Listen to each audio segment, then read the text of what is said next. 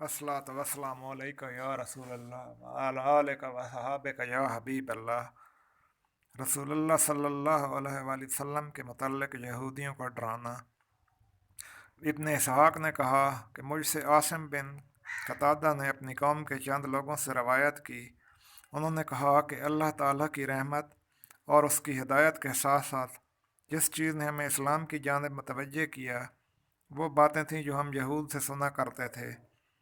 हम तो मुशरिक और बुत परस्त थे और वो अहले किताब थे। उनके पास एक किस्म का इल्म था जो हमारे पास ना था। उनमें हम में हमेशा लड़ाइयाँ हुआ करती थीं। जब हम उनसे कोई चीज़ ले लेते जिसको वो नापसंद करते तो वो हमसे कहते कि एक नबी का ज़माना करीब आ गया है और अब वो माबूस होंगे और हम उनके साथ होकर तुमको इस तरह कत्ल करेंगे जैसे आद व इरम को कत्ल किया गया। और ये बात हम उनसे अक्सर सुना करते थे। और जब अल्लाह ताला ने अपने रसूल सल्लल्लाहु अलैहि वसल्लम को माबूस फरमाया, आपने हमें अल्लाह ताला की जानिब दावत दी तो हमने उसको कबूल किया और हमने इस चीज़ को जान लिया कि जिससे वो हमें डराया करते थे और इसकी जानिब हमने उनसे सबकत की। हम इस पर ईमान लाए और इन्होंने इसका इनकार किया। इस इनकार के बाद हमारे और इनके बारे में सूरह बकरा की ये आयतें नाज़िल हुईं।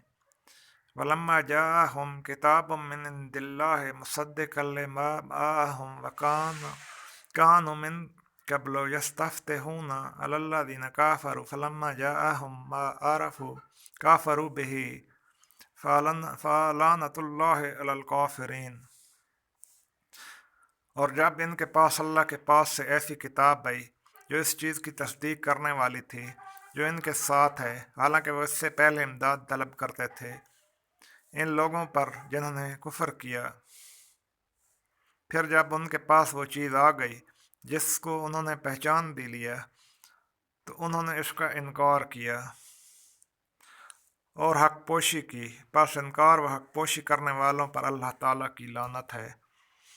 इब्न हिशाम ने कहा यस्तफ्तहून के माने यस्तनसरून के हैं, यानी इमदाद तलब करते, और यस्तफ्तहून के माने यतहाकिमून के भी हैं, यानी हुक्म बनाते या दावा दायर करते या फैसला करते। अल्लाह ताला की किताब में है रब्बना नफ्ता बैनना व बैन कौमिना बिलहक़ व अंत खैरुल फातिहीन। ऐ हमारे परवरदिगार, हमारे और हमारी कौम के दरमियान तू हक़ के मवाक़िफ़ फ़ैसला फरमा और तू तो फ़ैसला करने वालों में सबसे बेहतर है।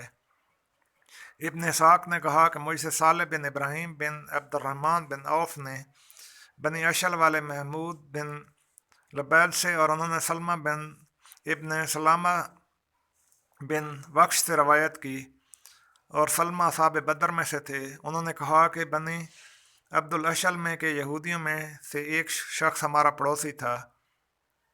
उन्होंने कहा कि वह अपने घर से निकलकर एक रोज़ हमारे पास आया, यहाँ तक कि वह बनी अशल के महल्ला के पास आकर खड़ा हो गया। सलमा ने कहा, मैं इन दिनों इन सब में वहाँ जो लड़के थे उनमें कम उम्र था, अपने लोगों के सहन में अपनी एक चादर पर लेटा हुआ था। क़यामत, बास, हिसाब, मीज़ान, जन्नत और दोज़ख का जिक्र हुआ। रावी ने कहा कि उसने ये बातें उन लोगों से कहीं जो मुशरिक बुत परस्त थे, मरने के बाद ज़िंदा किए जाने के वकील ना थे। तो उन्होंने उससे कहा, ए फ़लाँ, तुझ पर अफसोस, क्या तू समझता है कि ऐसा होने वाला है? लोग मर जाने के बाद ऐसे घर जाने के लिए ज़िंदा किए जाएंगे जिसमें जन्नत व दोज़ख है और उन्हें उनके अमाल का बदला दिया जाएगा। उसने कहा, उस ज़ात की कसम जिसकी कसम खाई जाती है, ऐसा ही होगा। और वो शख्स तमन्ना करेगा कि उसके लिए इस आग के हिस्से की बजाय घर का कोई बड़े से बड़ा तंदूर हो और उसको गर्म कर दिया जाए और उस शख्स को उसमें डालकर उसके ऊपर से गला दबा दिया जाए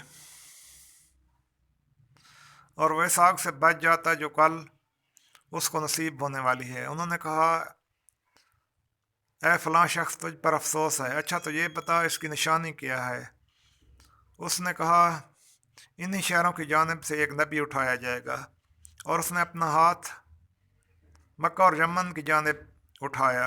تو انہوں نے کہا وہ کب، اور اس کے متعلق تمہارا کیا خیال ہے؟ راوی نے کہا اس نے میری جانب دیکھا اور میں ان سب میں کم سن تھا، تو اس نے کہا اگر اس لڑکی کی عمر نے اس کو باقی رکھ چھوڑا تو یہ نبی اس کو پا لے گا، یہ اس نبی کو پا لے گا۔ سلمہ نے کہا کہ زمانہ نہیں گزرا کہ اللہ تعالیٰ نے اپنے رسول محمد صلی اللہ علیہ وسلم کو مبعوث فرمایا، اس حال میں وہ لڑکا یعنی خود زندہ اور ہمارے درمیان ہے، بس ہم تو آپ پر ایمان لائے اور وہ گھمنڈ اور حسد کے سبب سے آپ کا منکر ہی رہا۔ راوی نے کہا ہم نے اس سے کہا اے فلاں تجھ پر افسوس ہے، کیا تو وہی نہیں ہے جس نے آپ کے متعلق ایسی ایسی باتیں کہی تھیں؟ اس نے کہا کیوں نہیں، لیکن وہ شخص وہ نہیں۔ ابن اسحاق نے کہا مجھ سے عاصم بن عمر بن قتادہ نے بنی قریظہ میں ایک بوڑھے شخص سے روایت کی اور کہا کہ اس نے مجھ سے کہا کیا تم جانتے ہو کہ صلبہ بن سعید اور سید بن سعید اور اسد بن عبید اور بنی قریظہ والے بنی ہذل میں کی ایک جماعت کے اسلام کا سبب کیا تھا، جو جاہلیت میں ان کے ساتھی تھے اور اسلام میں وہ ان کے سردار ہو گئے؟ راوی نے کہا کہ میں نے کہا واللہ نہیں۔ انہوں نے کہا شام کے یہودیوں میں کا ایک شخص جو ابن الحیبان کے نام سے پکارا جاتا تھا، اسلام سے کچھ سال پہلے ہمارے پاس آیا اور ہم ہی میں اترا۔ تمہیں اللہ کی قسم ہم نے 5 وقت کی نماز نہ پڑھنے والوں میں سے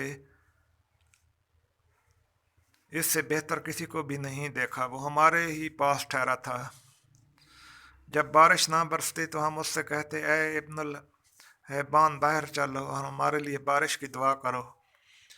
وہ کہتا اللہ کی قسم ایسا نہ کروں گا جب تک کہ تم اپنے باہر نکلنے سے پہلے صدقہ نہ دو۔